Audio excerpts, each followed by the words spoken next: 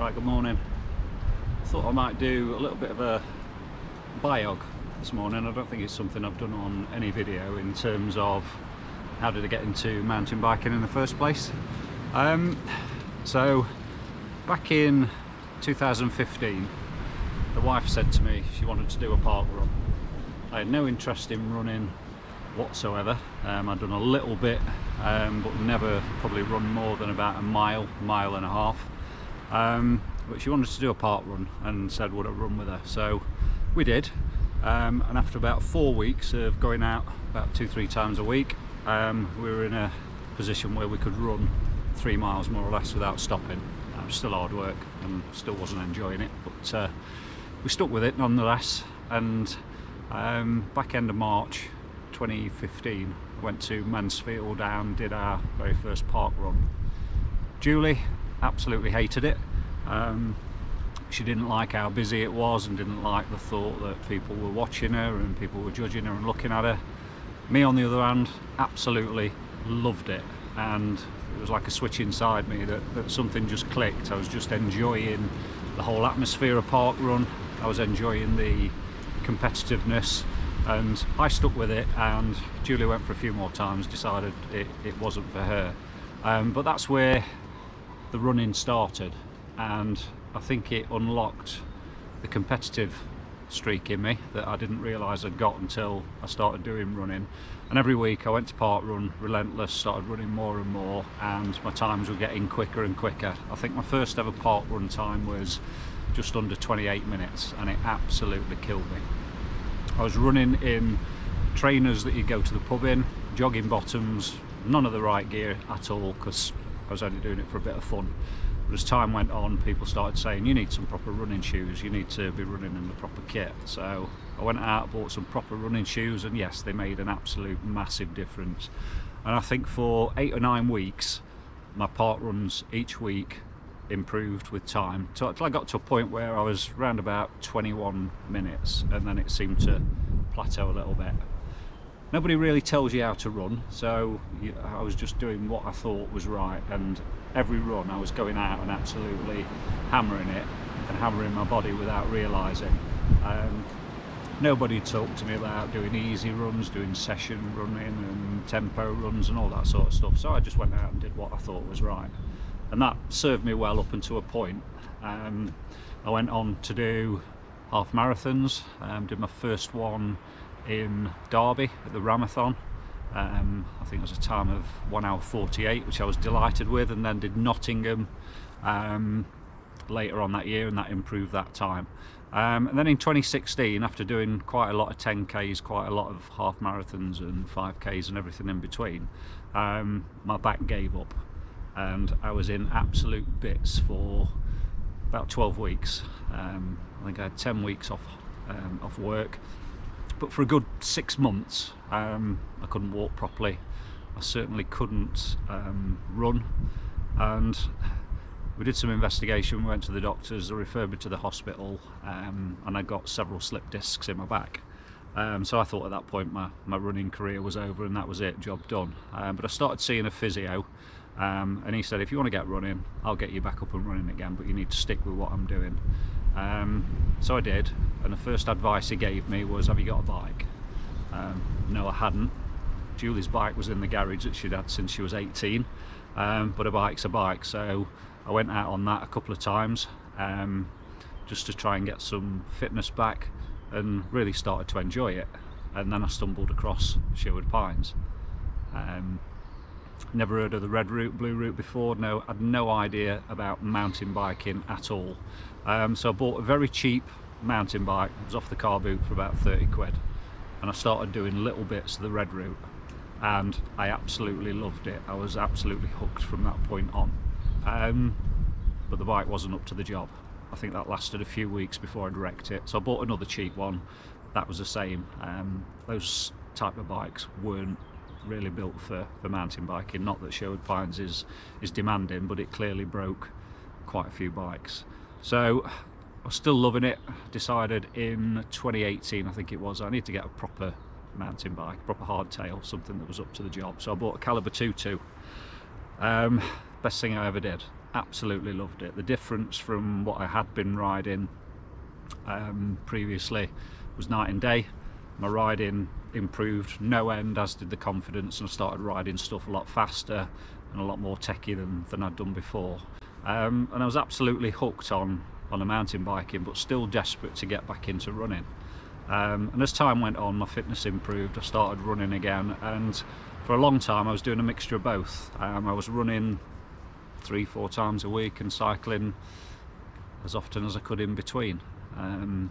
Slowly but surely the mountain biking became more of a priority, but still doing loads of runs. And I said to myself, before I was 50, I wanted to do the London Marathon. Never done a full marathon before, only halves, but I was probably the fittest I'd ever been by doing both running and mountain biking. So I signed up for the ballot, and I managed to get in the 2020 London Marathon.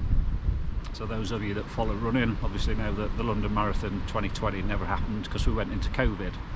And I think I was already about 10 weeks into training, doing some long runs and really sort of getting into my stride with pushing to do eventually 26 miles, and then they pulled the plug. We went into lockdown and that was it. Running just fell off the radar. So all I did was mountain biking then. And then as we got through COVID, the London Marathon was pushed back several times to eventually it was held in October 2021.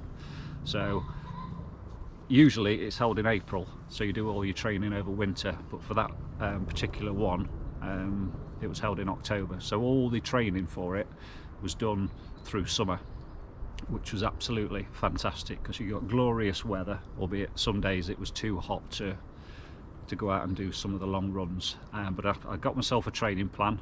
I pretty much stuck to it and substituted some of the easier runs for going out on the mountain bike, and the two seem to complement each other really, really well. So I did London and I was absolutely delighted with that. Did it in a time of 3 hours and 30 dead. So yeah, absolutely chuffed with that.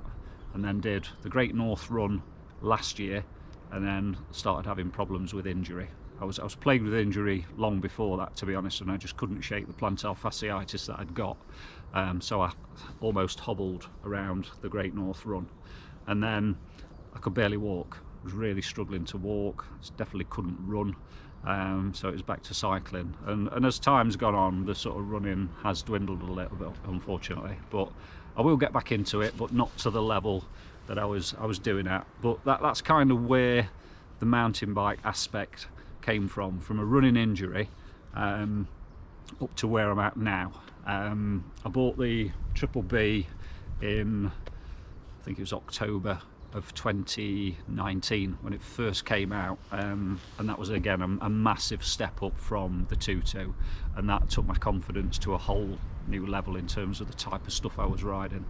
I had no interest in jumping at all until around about this time last year. I'd always gone up to the bike park, looked at it and thought, no, that's not for me, but it looks really cool and I'd love to be able to do some of those jumps that people are doing, but never had any interest in it. And then last year I decided, right, I'm going to put a bit of time and effort into it and see if I can learn to jump. And if you've been watching the videos, you'll see that, you know, I went from not being able to clear any of the small tabletops to being able to do the gap jumps. So absolutely love mountain biking where I'm at the minute. Absolutely loving the bike again since I put those forks on it. I think it's changed the bike again. I was thinking of looking at getting a new mountain bike, but certainly at the minute it's still plenty of bike for what I'm riding, so we'll stick with it for the time being. In terms of the video aspects, again, those that have followed the channel for quite a long time, the channel's taken a few different names over time. Originally it was set up for one of my other passions, which is playing the keyboard and music. Played in a few bands over the years, and I started doing music videos online just purely for my own entertainment, nothing more than that. So if you go right back to the very beginning where my first video, I think in 2007, was put on YouTube, you'll see it's mostly bits of music and it's mostly family holidays and just random stuff.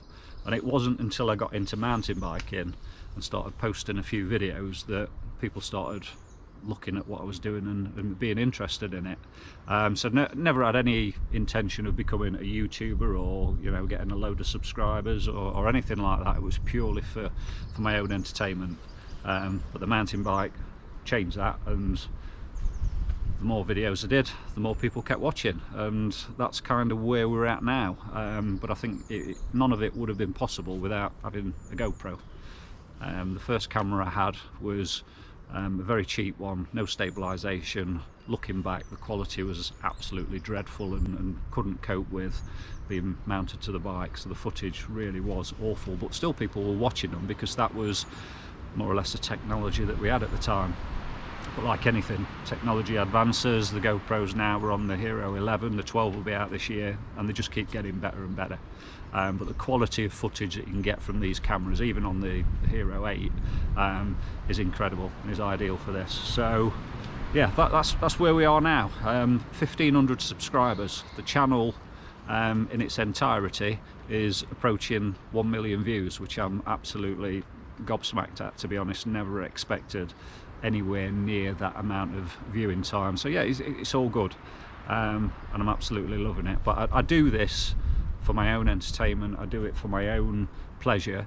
It's a hobby, and the fact that other people enjoy what I'm doing and watch it on a regular basis is just an absolute added bonus. It's fantastic. So I'll stick with it as long as I can, as long as there's a demand for it, but most importantly as long as I'm enjoying it. So there you are. That's a little bit of an update in terms of how I got into mountain biking. And looking at the clock on the GoPro, I've waffled on for nearly 12 minutes. That's more than enough. This is probably just a video on its own, but I am out this morning. I've got a few days off. I'm going to make the most of the weather. It's not set to be great again, but I am going to do some riding as well, which will probably be in another video. So thanks for watching, thanks for subscribing, can't even say it. Thanks for staying loyal to the channel and being positive about what I'm doing. Yeah, thanks very much.